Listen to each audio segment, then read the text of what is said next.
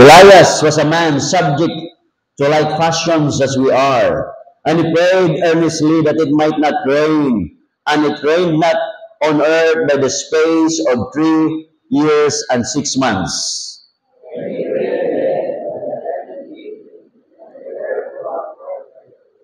Tayo po ay manalangin. Heavenly Father, we thank you so much for the reading of your words.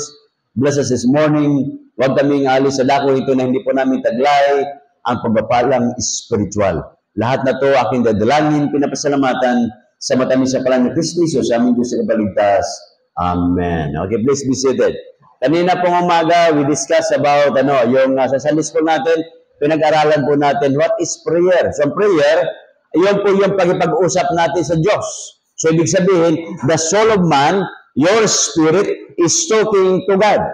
Pag ako po, physically, magipag-usap sa inyo, physically po yan. Napaka-imposible po na kayo, kakausapin nyo sarili ninyo. Meron po ba dito kinakausap nyo sarili nyo?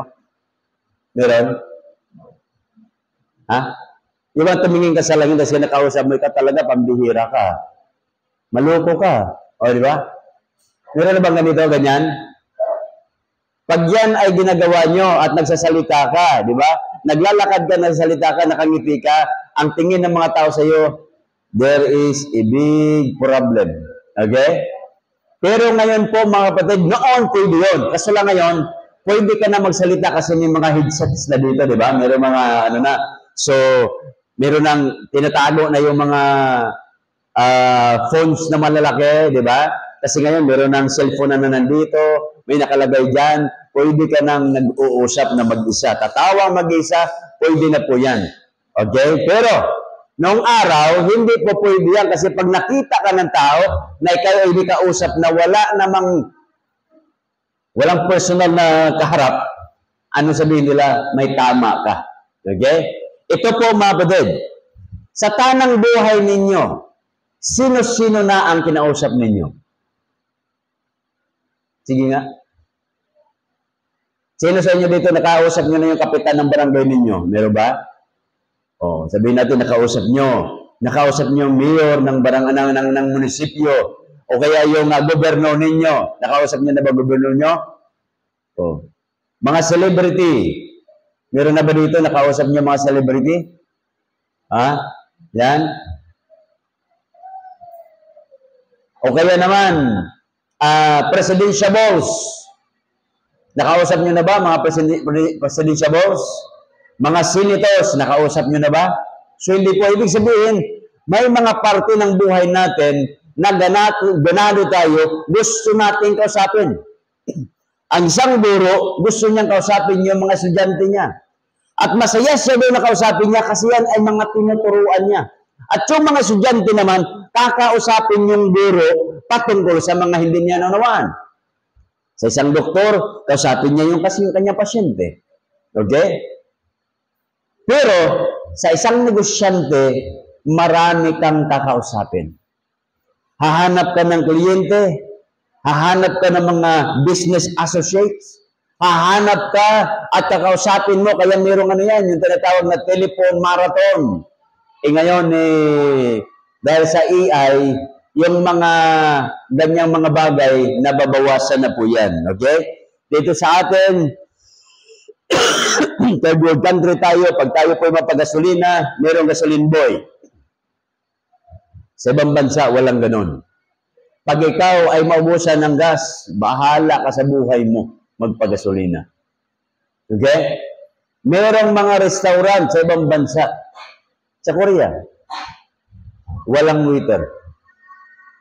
Gusto mong kumain? Aba, kukuha ka ng pinggan doon. Kukuha ka ng ng kutsara mo. Pagkatapos nito, pag kumain ka, anong gagawin mo? Linisan mo yung lamisa mo at iligpit mo yung pinagkainan mo. Sa Pilipinas, hindi tayo sanay sa ganon. What a sad story. Maraming mga Kristiyano, dito lang sa church. Yung mga worker natin, mga baso nila, nagkalat lang dyan. Hindi inugasan. Oh. Ibig sabihin, may problema sa mindset ng mga Pilipino. Bakit? Bakit nga nagawa ng mga Pilipino? Hindi tinuruan nung kanilang kabataan. Nung bata pa, hindi tinuruan. Kaya mahalaga ang edukasyon, mga kapatid. Lagi niyo narinig sa akin na yung Singapore na yan, yung Israel na yan, napakaliit na bansa yan. Ngunit marami dyan mga edukadong tao. Sa Pilipinas natin, tamad yung mga Pilipino mag-aral. Ang gustong aralin, welding. Ang gustong aralin, paano magligpit. Ang gustong aralin, 13, 14, 15, gusto magiging home ekananay. May Bible study ako, 14 years old. Sabi ko doon sa akala ko wala pang anak, 14 years old. Sabi ko doon sa nanay, kaninong bata yung dala-dala mo? Yung may bunso mo? Hindi. Apo ko to. Sino nanay niyan? Ay, yung kausap mo. My goodness. Sabi ko lang taong ka na iha, 14. 13 years old na buntis. Nanganak ng 14. Kaya kayo, mga magulang, turuan niyo yung mga anak ninyo. Okay? Turuan. Pwedeng magtanan basta 45 years old na. Pambihira, no? Oh, pwedeng magtanan basta 45 years old. Isipin nyo, nakarinig na kayo sa akin, minsan, 60 years old yung lalaki, 42 years old yung babae, nagtanan silang dalawa. Isang 60 at saka isang 42, nagtanan. Aba, yung 60 years old, pinagbawalan pa ng kuya niya. Isipin mo yan. 60 years old ka, pagbawalan ka pa. Kaya yung 60 years old na yun, tumalon pa sa second floor dahil mahal niya. Oh, isang dalaga. Isipin mo yan. Pag-ibig nga naman, senior na, binata pa rin. Kaya, yun yung kasabihan ng mga matatanda, di ba? Pag ang pag-ibig pumasok sa puso ni naman, hamakin ang lahat, masunod ka lamang. Delikado. Okay. Kaya mag-ingat ha. Dito po sa binasa natin, ang subject natin ngayon is all about the power of prayer. Ang panalangin po ay mayroong kapangyarihan. Yung salita po ay mayroong kapangyarihan yan. Yung iyong salita ay mayroong kapangyarihan yan. Subukan po ninyo. Ayon po sa mga pag-aaral, hindi ko naman nasubukan ito, pero sa mga nabasa ko, na may sumubo ka mo na yung kanin nilagay sa isang saved container at yung isang kanin naman nilagay din sa isang saved container at yung isa, ang ginagawa niya, kinakausap niya, sinasabihan niya ng magagandang salita, matagal po nasira, matagal po ang decaying process, pero yung isang kanin na yan na nakasilyo at yan ay minumura niya, sinasabihan niya na masama, madaling masira. Subukan nyo mamaya pag nagsaing kayo. Sabihin nyo sa sinasaing nyo, huwag kang mapanis kagad ha. Kasi kakain pa si Ricardo bukas. Okay yun, ano? Oh. Pero kung ayaw nyo mapanis kagad, patakan nyo na isang kutsarang vinegar at konting patak ng asin. Oh. Para tumagal. Gusto nyo matagal masira yung kanin? Hugasan nyo ng 3 bisis. Tatagal yun. Yung iba nga, 4 na bisis. Diba? Tatagal yun. So the power, mabudid. Itong James, sabi po dyan sa verse 13, is any among you afflicted? Sino ba sa inyo ngayon may problema ngayong umaga? Maraming Kristiyano ngayon, all over our country, problemado sila, hindi sila makapunta sa simbahan, baha yung kanila simbahan. Nung last week, yung nakaraan pa, ilan yung listahan ng mga simbahan, pinurward sa akin, ganito po yung mga simbahan namin, nakawa-awa nga naman. Yung pastor pumunta doon sa kanyang simbahan, ito po yung aming simbahan, ay bubong nga lang nga naman nakita eh. Sipin mo yun. Sabi niya, yung kulay blue na yan, nabubong na yan, simbahan namin yan, papambihira. Oh. Linggong-linggo pumunta sa doon para makita niya yung kanyang bahay-sambahan. So, sino naman mga membro na napaka-faithful na magbangka rin para pumunta doon para manambahan? Sige nga. Meron kayang gano'n? So, yung pastor na lang doon nagla-live, dito po yung aming simbahan, ganyan-ganyan po, di ba? Oh my goodness. Kita mo yung epekto, di ba? Oh. Kababasa ng social media, ang bagyo ay darating ng tanghali, baka kako, pag nagsimba ko, babaha na yung mga street, hindi na kami makauwi. Ibig sabihin, kayo, hindi kayo nagbasa. Kayo yung nandito eh. Maganda na rin yung hindi magbasa, Brother Amel, ano? At least, wala kang idea. Eh, yung mga, kasi ako, binasa ko na kanina, sabi ko, naku, delikado to ah. Oh, alam ko na kay Natnan eh. So, ito po yan, yung fear, mga kapatid. Takot.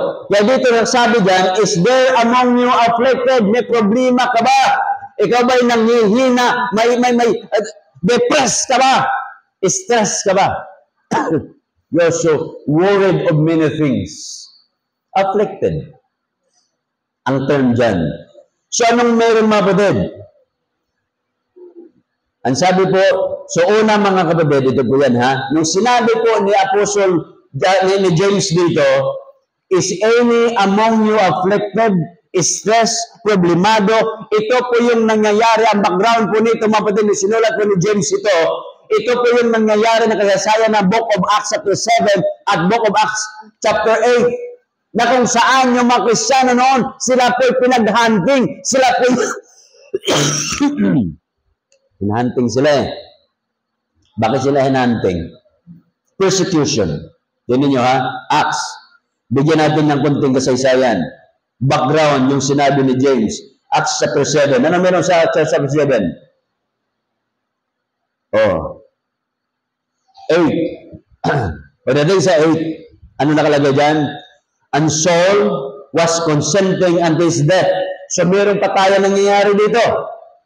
And at that time, there was a great persecution. Nakalagay dyan, di ba? There was a great persecution against the church which was at Jerusalem. Merong persecution. Ngayon, kayo ba ay pinipersecute? O tumingin sa akin, kayo ba ay merong kaaway? Inaaway ba kayo? Wala eh. Wala kayong kapitbahay nagsabi, huwag kang magsimba. Wala kayong kamag-anak na magsabi, huwag kayong magsimba. At wala kayong mga nanay at tatay na sabi, huwag kayong magsimba. Hindi ho ngayon uso ang persecution. Baptist na nga nagpe-persecute ngayon eh. Kapag niyo ba yun? Hindi niyo ba alam ang lalaban-laban social media ngayon, mga Baptist? Hinahiya namin itong taong ito. Di ba? Nakalagtad po ang pangalan namin. Huwag na kayo sumali doon. That is good publicity. Nung araw, yung news, lagi mo lang nakikita, Catholic Iglesia. Tayo naman ngayon. Nakuha niyo ako din? Kaya hayaan niyo yan. Eh kung 10 congressman niya na Baptist, di, ang ganda, di ba? Oh. Kaya, matuwa nga kayo eh. Ibig sabihin, napapansin. Alam nyo, yung isang produkto, halimbawa lang, sabon. Magbinta ka ng sabon. Huwag ko nang huwag ko nang banggitin yung pangalan. Sa supermarket, ikunti lamang ang bumibili. Anong gagawin niya? Gagawa siya ngayon ng the same na produkto, huwag niyang lagyan ng label. Huwag niyang bagyan ng magandang packaging. Clear lang. At ibibinta ngayon niya yan doon sa mga palengke. Bulong-bulungan lang. Ito yan. Yung nasa mall, ito yan. Walang label. Oh. Bumili ako ngayon. At bumili ako doon sa mall. Kinumpara ko. The same nga. Kita mo? Ito mahal, ito mura. Parang sa sasakyan. Di ba yung makina ng L300? Saan nilagay yan? Ha? Riders? Oh, baka kako yung makina ng L300 nasa Mitsubishi pala yun eh. Nasa Montero pala yun. Oh. Ang ganun, di ba? Nung araw, nang uso yung mga DVD, gusto natin bibilhin Philips. Oh. Ayaw namin yan kasi, ano yan, galing yan sa West Philippine Sea, pambihira. Pero, pareha lang pala. Nakuha nyo? Kasi, mahinang binta rito sa mall, nilagay dito sa suki, pare-pareha lang yan. Di bumili. Maraming bumili. Kita mo si Nokia, hindi nag-innovate, bagsak. Si Kodak, hindi nag-innovate, bagsak. Kaya sa business, mga kapatid, innovation. Okay? Innovation. Church lang ang walang innovation. Bakit? Sabi ng Panginoon, Jesus Christ is the same yesterday, today, and forever, tomorrow. Ibig sabihin yung mensahe niya, pag kinausap natin yung tao, hindi po yan nagbabago. The same. 2,000 years ago, hindi po yan nagbabago. Hanggang ngayon, the same. Yung kanta nila noon, hanggang kanta natin ngayon, the same. Yun lang sa mga bata, nagbago. Yung panahon namin, tumbalata. Ngayon, hindi na alam ng mga bata yung tumbalata. Noong panahon namin nung araw, nagtatanim po kami. Ang alam na lang ng mga bata ngayon, farm bell. Farm bell? Oh. Yung mga bataan nung araw, pumunta ng mall, magsasakay na ang tawag doon? Bumcar. Ngayon mga kabataan, wala nang bumcar, ganun-ganun na lang. Diba? So, nagbago. Technology. Ngayon, natuto tayo ng manual. Tatanggalin yan. Mga computer box. Darating ang panahon, hindi na marunong mag-drive ang mga tao. Bakit? Ang mga sasakyan is from point 1 to point B. Yun na po yan, may mga sasakyan na sa ibang bansa. Sinisimulan tayo ng Google Maps, sinisimulan tayo ng Waze. Pindutin mo lang, the car will drive you. Meron na mga bansa, driveless taxis. Sasakay ka doon, walang driver. At nagsasalita pa. Wala na nga driver, magsasalita pa. Minsan nga, hinahanap ko Tinanong ko yung AI, who is Bong Alcala? Aba, ang ganda ng pagkasabi sa akin Sumagot yung AI Subukan nyo, who is Bong Alcala? Malalaman nyo.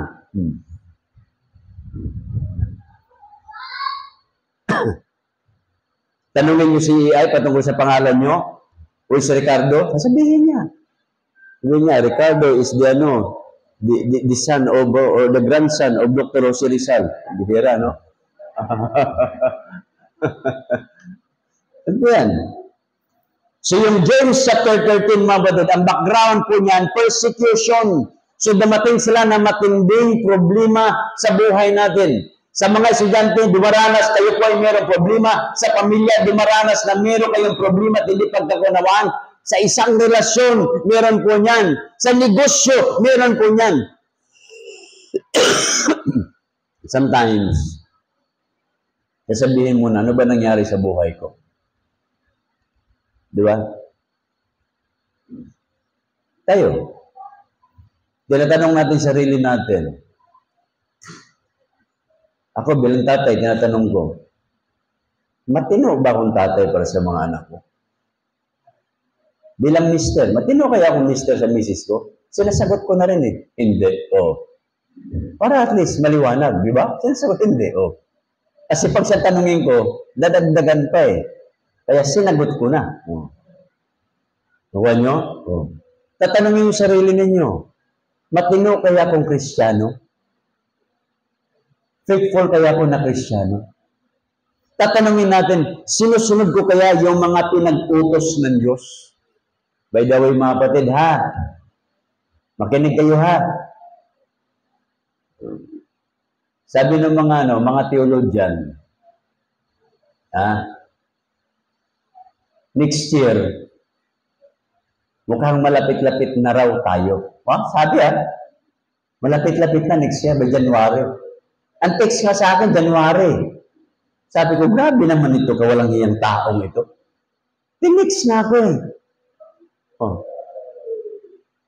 Their pastors, read notice. Parang pelikula eh, read notice eh. The coming of our Lord Jesus Christ is very soon. It will start January of 2025. Paniwala naman dyan. Dumating ang Panginoon kung gusto niyo dumating. At least maghanda tayo. Amen mga kapatid? Mahirap yung aasa ka. Oh, wag. Maglingkod lang tayo, magsimba tayo. Basta wala. Oh. Yun. Yun po yan mga kapatid. Okay? Kaya yung una po dyan, the power of prayer, dito po sa verse number 13, ito is all about the power to bring comfort. Bakit po? Problemado yung mga Kristiyano, wala na silang way out, ang gagawin po nila, because there was persecution, yun po yung sabi niya sa Acts chapter 8 verse number 1, there was great persecution. And they were all scattered abroad. Ibig sabihin nito, yung pamilya mo, yung mga anak mo, yung kahayupan mo, ay kinakailangan mong ilipat sa ibang lugar. Ang hirap kaya niyan. Magpalipat-lipat sabi ko sa persecution. Diba, nalaala nyo, yung mga kababayan natin doon sa, sa Marawi, nung merong gira doon, sino ba namang gusto? Yung putukan. Diyan nga sa Kalawis eh. Sa may Kabading. May nagbigay sa akin lupa dyan. Hindi ko na pinuntahan. Bakit? Pag pumunta ko doon, ganito po ang makasalubong ko. May mga sako. Sabi ko, kuya, pabili po ng kamuting kahoy. Akalain mo sagutin ako, hindi ko, mahahaba pa to sa kamuting kahoy. Ano ba yan?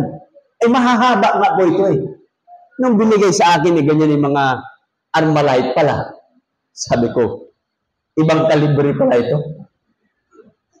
Bakal pala ito. Akala ko talagang pagkain. Bakal pala. Sabi ko naman, patay mali siya. Saan mo ba galing yan? Ay doon sa puntong Bukawi. Sabi ko, saan banda yan? Doon sa Bulacan. Abay, may daan ba dyan? Meron. Sipin mo yan. Si Brother Teresa nakasama doon eh. Oh. Maya-maya may tumutunog. Tak, tak, tak, tak, tak, tak, tak. Ay, Brother Teresa, tayo po magdandahan na. Kasi doon ba yun? Doon ba yun? O nandito sa paligid natin. Oh. Ba't mo pupuntahan yung mayroong tak, tak, tak, tak? Bambihira. Yung pala, ikaw na palang tinitira eh. Sa'yo na yung lupa niya. Talayas na nga. Anin mo yun.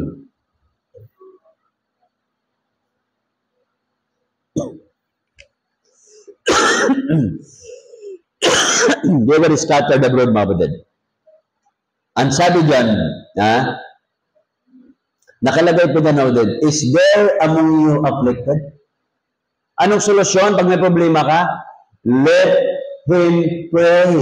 Manalangin ka. Kaya pag may problema, kapatid, manalangin ka. Pag wala ng laman ang bulsa mo, manalangin ka. Pag ikaw drain na, manalangin ka.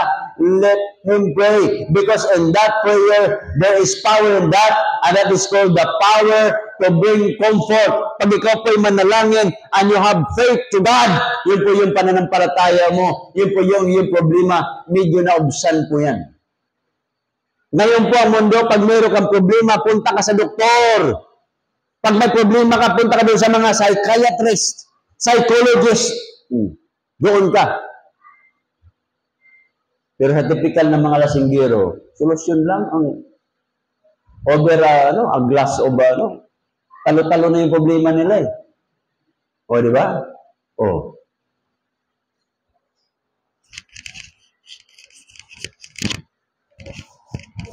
Pero sa mga hindi, nung after ng pandemic, anong meron? Maraming pulis nagbaril. Maraming sundalo nagbaril. Problema. Kaya pag may problema kayo, please, huwag kayong magpakamatay. Manalangin ho kayo. Ano ba pinakapalaking problema sa buhay niyo? Sige nga, tingnan niyo ako. Ano na pinakamalaking problema ang naranasan ninyo? Sige. May kwento kayo, di ba? Sarili nyo, may malaking problema. Oh.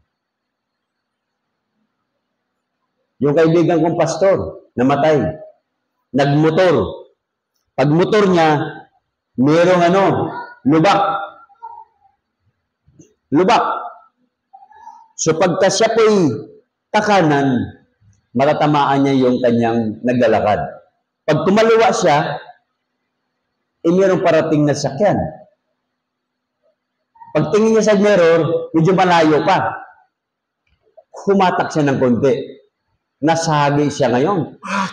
Pagkasagi niya, paggulong-gulong siya, binilang siya, sabi ko sa kanya, ilang beses ka gumulong, pastor? 7. Aba, okay, perfect ka. Perfect nga. Perfect. Sabi niya yung pampito, gumanon ako, Sabi niya, ang ganda ng tihaya ko. Dumaan yung gulong. Alam nyo, kung ano ang nasagasaan? Itong dalawang daliri niya nasagasaan. Ano nangyari? Pinutol. Ang problema, tinakasan siya. Putol. Durog din. Sipin niyo yan. Gusto mong iwasan, ikaw ang hindi naiwasan. Problema yun na malaki.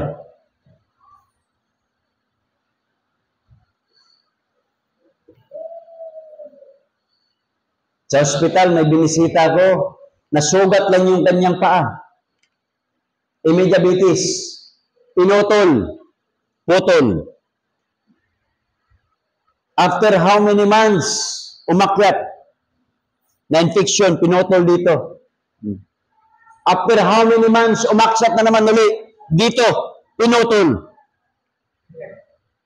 Sabi ko, nung nasa hospital, hindi ko alam kung ano sabihin ko. 3 beses nang pinutulan ng paa. Tapos na-infection na naman. Sabi ko, saan po ba banda ang sunod na naputol niya? Naputulan dito eh. Dito na ba? Kung naputulan ka dyan, pambihira. Oh. Habang nandoon sa ospital, awang-awa ko sarili niya. Naawa ko sa kanya. Pero siya, masayang nakipagkwentuhan. Sabi niya, brother, huwag kayong mag-alala sa akin kasi ang buhay ko, pinagpipray ko na sa Panginoon. Kung anong kalooban ng Diyos. Sa part ko na ako na gusto maging courage sa kanya, hindi ko kayang gawin. Pero siya, na nandoon sa karamdaman, ako pa yung ini-encourage. Pagkatapos nan, sabi niya, brother, gusto bang ipag-pray kita? Isipin mo yung pasyente pa mag-pray para sa akin. Nakano ba yun? Power to bring comfort. Kaya mga batid, si Jonah, nalala si Jonah? So, para kilalanin mo natin si Jonah. Jonah. Doon tayo kay Jonah. Book of Jonah. Jonah chapter 2.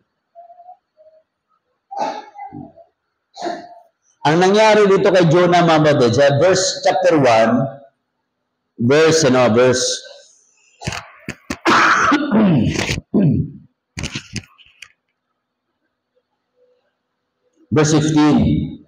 So they took up Jonah, cast him forth into the sea, and the sea ceased from raging.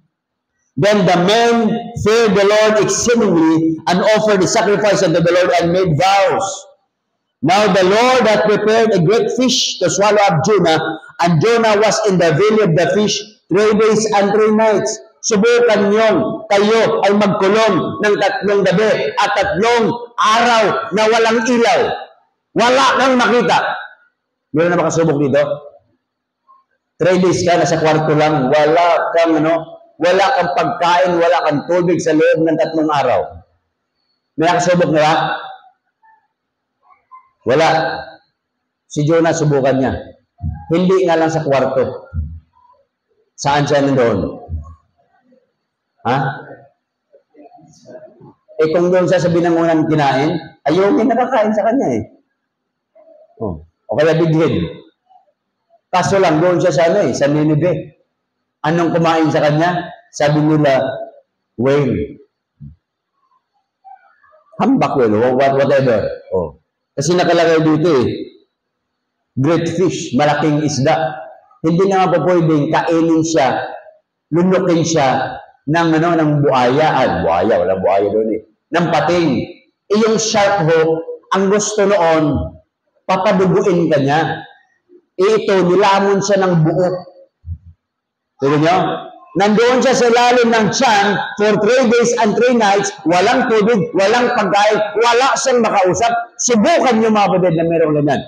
Problemado si Jonah.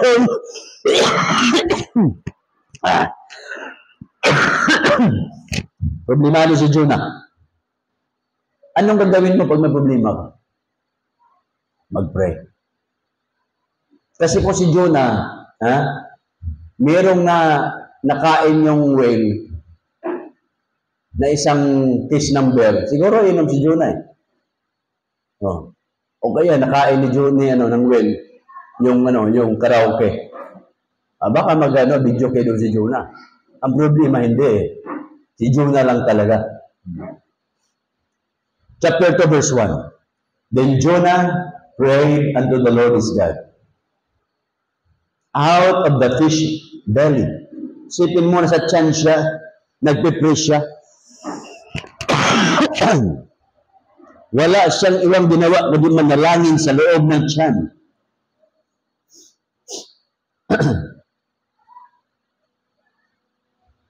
Isipin nyo, sa daming prayer ni Jonah from verse 1 hanggang verse number 10, ito po yung verse 9. Ang sabi po ni Jonah dyan sa verse number 2, and said, I cried by reason of mine affliction unto the Lord. Panginoon, problemado po ako. Wala pa akong makita. Isipin mo, napakadilim noon. Nasa bituka ka na ng isda Talagang, kung meron mang stress na alam tayo, mas stress si Jonah. Kung meron mang problema, mas problemado si Jonah. Tayo, nadidiri tayo pag marumi. Sige nga, subukan nyo. Maglinis nga lang ng isda, ayaw nyo Pero mahilig ka kumain ng isda. Yan, bituka yun Gaano kalansa yung ilalim noon? Nakuha niyo ba din? Lahat ng pagkain na bubulok doon, kasama ka doon sa nabubulok. Acid yun Bituka yun. Alangan naman meron pang ibang bituka doon sa lalo ng bituka ng Wala na Kasi siguro, paglabas ni Jonah, ang puti na siguro niya, na-bleach na siya Parang nasundok siya sa lalim Di ba? Tayo nga, pag kumain tayo, tunaw yung pagkain natin Yung aso, pakainin mo ng buto, tunaw Yung pato, pakainin mo ng yung 10 centavos ng araw, pakain mo sa pato, tunaw Grabe yung mga bituka ng mga yun. Kasi siguro, nung nilabas na si Jonah, ang puti na siguro niya. Hindi na kailangan ni Jonah ng whitening soap. Pumuti na siya Ito, habang nandun siya sa ilalim, ito yung prayer niya. Sabi niya sa verse 9, But I will sacrifice unto thee with the voice of thanksgiving. I will pay that I have vowed. Isipin nyo, sabi ni Jonah, kung ano man yung pangako ko, Diyos, babayaran ko. Kayo, ano mga pangako niyo sa Panginoon? Huwag dumating na kayo ay nasa gipit na kalagayan upang sabihin nyo, Panginoon, patawad po, nagkamali ako. May mga commitments pala ko. Huwag ganoon. So ito, I will pay that I have vowed. Salvation is of the Lord. Nung sinabi na ni Jonah, I will pay, babayaran ko. Di ba? Ang ganda, di ba? I will pay that I have vowed. Anong kasunod doon? Verse number 10, The Lord spake unto the fish, and vomited out Jonah out of the dry land. Yun, lumabas na ngayon si Jonah. Kinausap ng Diyos yung isda, o isda, pakawalan mo na yung bilanggo mo dyan. Huwag mong tuluyan yan. Ayun. In every problem, mga kapatid, in every affliction, in every testing, in every trial, mga pagsubok man yan, gaano man yan kalaki, mga kapatid, mayroong solusyon yan. Ito nga, halos wala ng solusyon yan eh. Sa ating ordinaryong pag-iisip, wala ng solusyon yan. Nandiyan ka na sa bituka eh.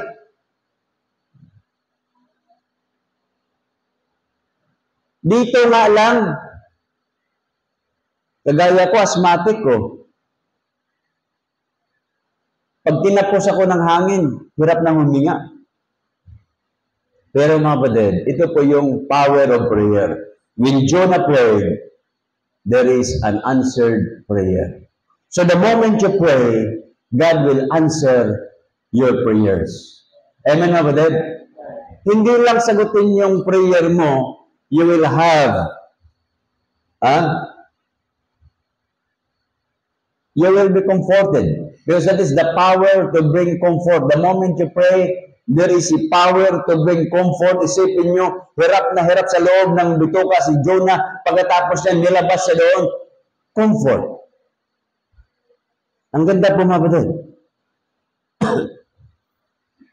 Kaya kung may mga problema tayo, nahirapan tayo, pray. Pag-pray natin. Yung ibang mga bagay, pag isang tao doon sa ospital, ano sabihin po ng doktor, wala na po kaming magagawa sa iyo. Yung alam po namin, kaya namin gawin ay limitado. Ipinapasa Diyos na po namin yan. Isipin mo yan, sasabihin ng doktor yan, pumirma po kayo. So alam din ng mga doktor na yung buhay ng tao, hindi po silang may-ari niyan. Diyos po ang may-ari niyan. Kaya magbigay ng solusyon at kasagutan, walang iba kundi ang Diyos. Diba sabi? There is no problem too big that God cannot solve it.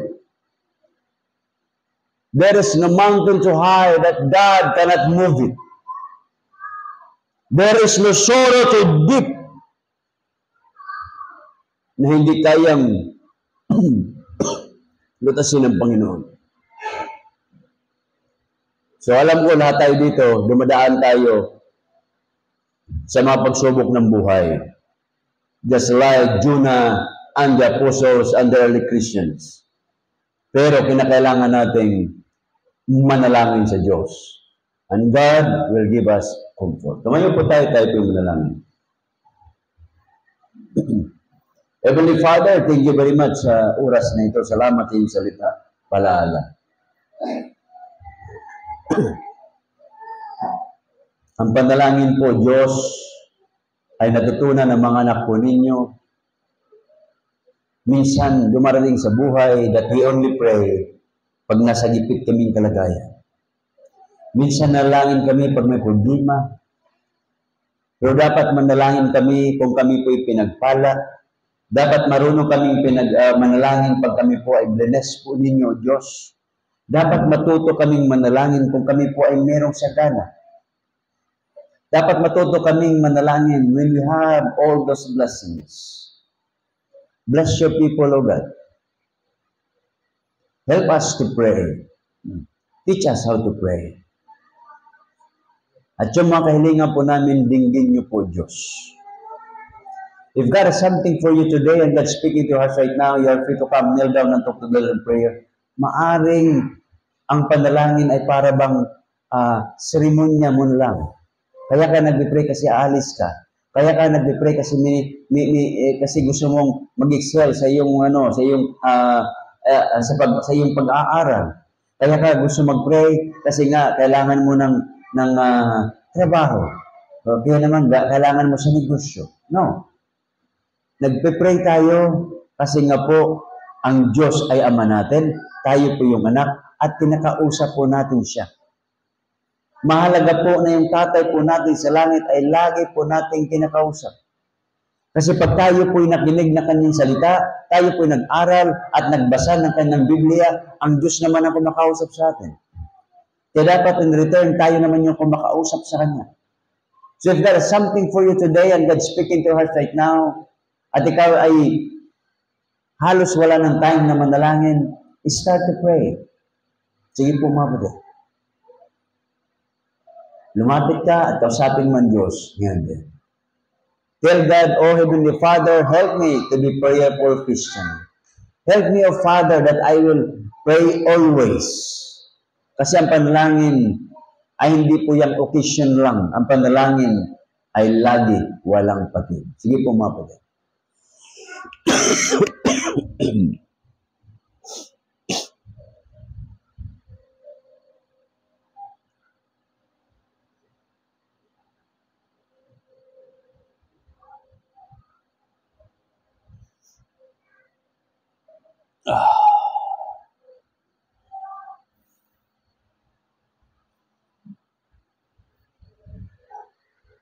Heavenly Father, we thank you so much sa mga paalala po ninyo.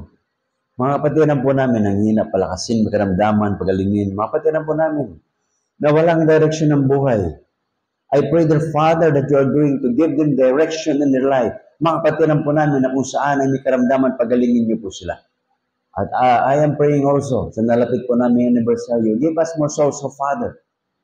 At meron po may hapon sa pananambahan, doon po San Roque, I pray, dear Father, na kayo po magpala po sa mga kapatid, mga tao doon.